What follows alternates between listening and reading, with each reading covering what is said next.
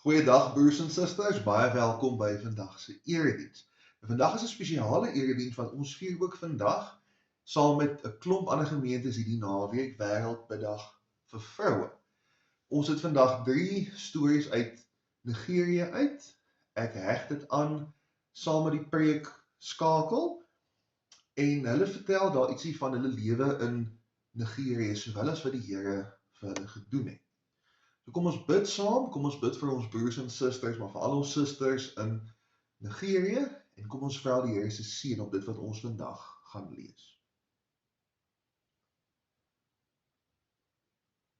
Ons groot en oneindige Here, ons voel so klein as ons dink, ons saam met die wêreldwye kerk kan bid hierdie naweek, Here. Ons dink veral aan ons broers en susters in Nigerië, wat in moeilike omstandighede u kerk is, vreesloos, sonder voorbehoud, en met u wat vir hulle vrede en rus gee.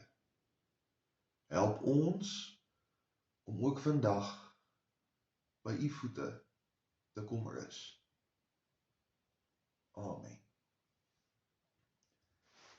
Ons lees vandag uit Matteus 11 en ons lees vers 16 tot by vers 30. Matteus 11, ons skriflesing begin op bladsy 14 in die Nuwe Testament. Matteus 11, vers 16 tot 30. Maar met wie kan ek hierdie geslag vergelyk? Hulle is soos kindertjies wat op die markpleine sit en na mekaar roep. Ons het vir julle fluit gespeel, maar julle wou nie dans nie. Ons het 'n treurlied gesing, maar julle wou nie weeklaag nie. Want Johannes het gekom en hy eet en drink nie, en hulle sê, hy is van 'n demoon besete. Die seun van die mens het gekom en hy eet en drink, en hulle sê, kyk, hy is 'n vraat en 'n syplap, 'n vriend van tollenaars en sondaars.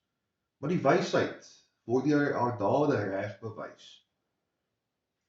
Toe het Jesus begin om die stede waarin die meeste van sy kragtige dade plaasgevind het te verwyd, omdat hulle nie bekeer het nie.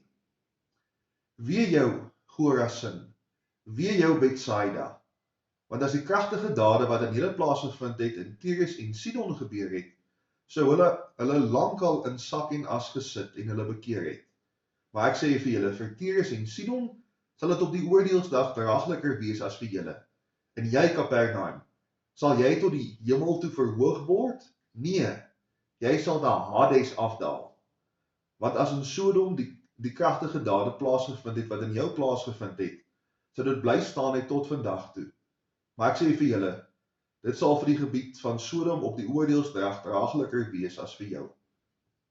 In daardie tyd het Jesus gesê, ek loof u Vader, Here van hemel en aarde, dat u die dinge vir slim en geleerde mense verberg en dit aan kindertjies bekend gemaak het. Ja, Vader, want so het u dit goed gevind. Alles is deur my Vader aan my toe vertrou, en niemand ken die Seun nie behalwe die Vader, en niemand ken die Vader nie behalwe die Seun, en elkeen aan wie die Seun hom bekend wil maak. Kom na my toe, almal wat vermoeid en swaar belas is, en ek sal julle rus gee. Neem my juk op julle en leer van my, omdat ek sagmoedig en nederig van hart is, en julle sal rus vind vir julle gemoed, want my juk is draaglik en my las is lig. Ons lees net tot sover. Mag die Here elkeen seën wat hierdie woord hoor en ook daaraan gehoor gee. Die spreekwoord lui dat 'n profeet nie in hulle eie land of dorp geëer word nie. Dit beteken dat die mense iemand wat redelik bekend is of bekwaam is, die mense wat hulle die beste ken, nie altyd hulle waarde besef nie. Iemand is dalk 'n wêreldberoemde outeur, maar by die huis is hulle nog steeds ou poepies. Die werklikheid is egter dat profete nergens geëer word nie. Die 3 klassieke amptsdraers in die Bybel is die koning, die priester en die profeet. Die werk van die koning is om te regeer. Dit sluit in rentmeesterskap, billikheid en wysheid.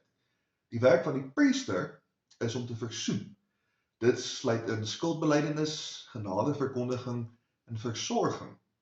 Die profeet, glo ek, het die heel moeilikste werk.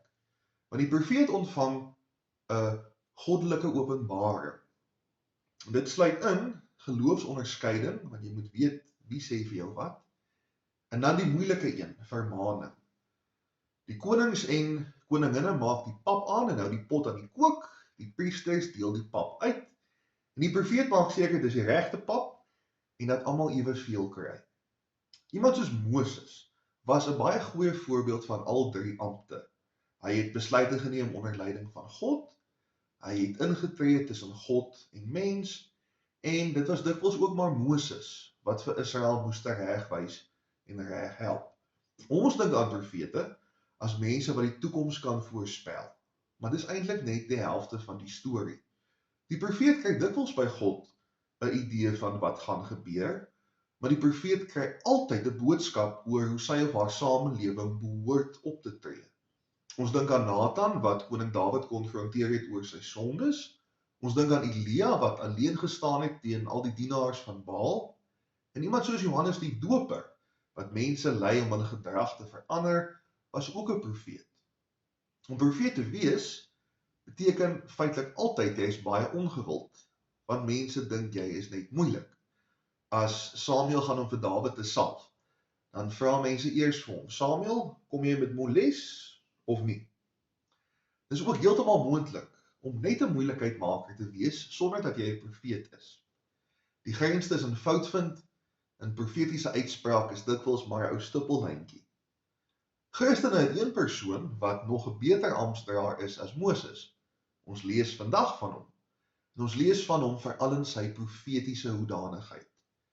Jesus lei die mense as koning en hy verlos hulle as priester, en in vandag se skriflesing as profeet genees hy hulle van hulle wanopvattings. Jesus vra vir die mense wat hom verwerp, hoe is dit dan dat niks reg is nie? Johannes was vir hulle te streng, en nou is Jesus vir hulle nie streng genoeg nie. Baie van die Joodse stede, plekke wat veronderstel was om Jesus te aanvaar, het hom verwerp. En dis in die konteks van hierdie verwerping, dat Jesus dan die bekende uitnodiging aanbied. Kom na my toe, soos wat die liedjie ook sê, almal wat moeg en oorlaai is. Hierdie gewone mense verstaan wat wyse mense nie kan nie, en nie wil verstaan nie. Ware wysheid is om vir Jesus te volg. Dis nie om vir Johannes die Doper te laat opsluit, of om vir Jesus te wil vermoor nie. Die letterlike koning en die letterlike priesters, hulle is die mense wat vir Jesus teenstaan. Hulle belas die massas finansiëel en eties. Hulle sê, gee al julle geld, gee al julle gehoorsaamheid net vir ons. Wat Jesus vra, is dat mense hom aanvaar, dat mense hom sal erken as hulle Here. Jesus se las is baie lig. Maar so gepraat van laste, Suid-Afrika is wonderlik, maar ons land is nie volmaak nie. Ons het baie uitdagings, ernstige uitdagings, maar dit kan altyd erger. Ten minste het ons godsdienstvryheid. Nigerië is omtrent so 4600 km noord-noordwes van ons, en dit klink baie ver, maar as jy van Victoria Wes af 4 keer Kaapstad toe ry en terug, dan is jy daar. 'n Paar weke gelede het Elsobie en Tannie Denise my kom optel by die huis. Ons gaan 'n man uit Nigerië sien en ons gaan met hom gesels oor sy land van oorsprong. Ons is in by Mandela Bult en ons kom by die huis van 'n man wat nie heeltemal ontspanne is met 3 vreemdelinge in sy erf nie. Sy naam is Ingwe en hy woon al vir 10 jaar lank in Suid-Afrika. En soos baie immigrante is hy op soek na 'n beter lewe in die reënboognasie. Maar hierdie naam in die konteks is bietjie ironies, want Nigerië self het 9 etniese groepe en oor die 250 dialekte. Dit is een van die skoenlapper hoofstede van die wêreld met meer as 1000 verskillende spesies, en Nollywood, Nigerië se filmbedryf, is die tweede grootste ter wêreld.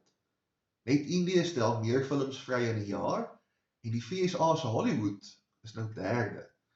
So Nigerië sou ook 'n aanspraak kan maak as een van die mees diverse lande in die wêreld. En met die internet wat is soos dit is en fopnies op TV, is dit moeilik om te weet wat om te glo. So daarom het ons gaan hoor by die Perd se Pek. Dit was baie ontstellend om te hoor wat Ingwe te sê gehad het oor sy land van oorsprong. As ek dink aan Wes-Afrika, dink ek aan bont kleure, vriendelike mense en 'n baie diverse kultuur. Nigerië het baie van dieselfde probleme as ons, misdaad, korrupsie en armoede. Maar as jy 100 Suid-Afrikaners in 'n gebou sit, het jy relatiewe vrede. Dis nie noodwendig aangename vrede nie, daar's dalk 'n gebrom, maar dis redelik vreedsaam. Dis nie die geval in Nigerië nie. Ingo het ons vertel van die organisasie Boko Haram. Boko Haram het bande met die Islamiese Staat Wes-Afrika. Dis die Afrika-been van die organisasie ISIS in die Midde-Ooste. ISIS is 'n militante groep van moslim-ekstremiste. Ander lande waarin Boko Haram optree is Kameroen, Mali en Tsaad, maar hulle hoofbasis is in Nigerië. In die weste en suide van Nigerië is daar baie vrede. Nigerië bestaan uit 56% moslems en 43% Christene. Maar in die ooste van Nigerië, veral die noordooste, word Christene baie wreed vervolg. Mense word ontvoer of selfs vermoor vir hulle geloof. 'n Baie klein persentasie van Nigeriërs is deel van Boko Haram, maar hulle word nie gestop nie. Ingwe se woorde was dat die regering nie iets daaraan kan of wil doen nie. Hy self is 'n Christen en hy's bekommerd oor die mense wat hy moes agterlos. Dis nie die Christene in die Romeinse Ryk in die 1ste eeu nie. Dis nie die Jode in die 1930s nie. Dis godsdienstige vervolging in die jaar 2026. Dis amper ondenkbaar. En tog vind die gelowiges van Nigerië ook rus by Jesus, nes ons hier in Suid-Afrika. Dit klink amper te goed om waar te wees. Nie waar nie. Ek dink die profetiese stem van God se woord tref ons in vers 21 in besonder. As die kragtige dade in Tyrus en Sidon plaasgevind het, sou hulle bekeer het. Tyrus en Sidon was in die ou Fenisië. Dit sou vandag in Libanon geleë wees. En dit was berig daarvoor dat dit 'n heidense gebied was, ver verwyderd van die ou vrome Israel. Die Samaritane kan nog sê, hulle was op 'n stadium deel van Noord-Israel. Fenisië was nooit deel van Israel nie. In Handelinge na Stefanus se dood is juis Fenisië een van die plekke waarheen die kerk vlug. Dis juis die Jode van die gebied wat die kerk en hulle boodskap aanvaar. So Jesus was heeltemal reg oor die Fenisiërs. As ons luister na die stories deur die 3 Nigeriese dames, is dit stories van God wat hulle hoop gee. Ons hoor een storie van Blessing en haar buurvrou Grace. Grace begin 'n eie seepwinkel in die middel van Nigerië se moeilike ekonomiese omstandighede. Ons hoor van Jata en haar dogter Amina. Jata sê maar sy weier om haar vervolgers te haat, want dis nie wat Jesus sou doen nie. Ons hoor van Beatrice en die groep van ander weduwees wat haar ondersteun. Beatrice belewe eerstehands 'n gemeenskap wat haar omarm as die res van die samelewing haar wegskuif. Dis regte mense met regte stories wat in onmoontlike omstandighede weer hoop ontvang het. Ek twyfel nie vir 'n oomblik dat dit God is wat dit in hulle gedoen het nie. Die Gees werk in Nigerië, die mense sien dit raak en dit gee vir hulle vrede. En dan hoor ek hoe die skriflesing vir my vra. Maar wat is my verskoning? Kyk wat kry 'n seepwinkel, vergifnis en 'n groep weduwees reg in Nigerië. Dit gee vir 3 vroue in baie moeiliker omstandighede as ek rus. As alles wat die Here al vir my, deur my en rondom my gedoen het, wat sou hierdie vroue nie alles daaroor te sê gehad het nie? Ek dink nie die antwoord lê in selfverwyd nie, alhoewel dit dalk baie se eerste instink is. Profetiese doel met hulle woorde van teregwysing was nie om mense net te bedroef nie. Dit was om hulle op die regte pad te help. So ek voel daarom dat ons eerder Jesus se uitnodiging opnuut moet aangryp. Here, hierso is my pakkie, hierso is my bekommernisse, en ek is klaar daarmee om dit op my eie te wil dra. Ek verstaan dat U van my krag, moed en bo alles rus aanbied. Dankie dat U bereid is om nie net saam met my te loop nie, maar met U arm om my. Broers en susters, die Here is by jou en nooi jou uit. Sien die Gees raak, beleef hoe die Gees werk, weet dat God koning is. En mag dit vir jou vrede gee. Amen.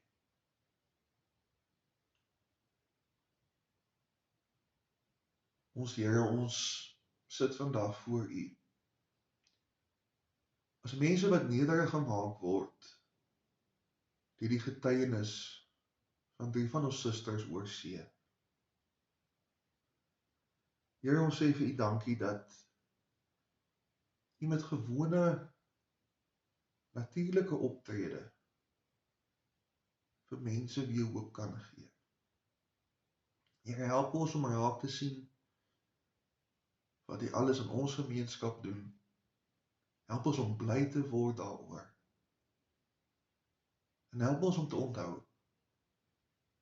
U nooi ons uit om ons krag by U te vind en om in U te rus. Amen.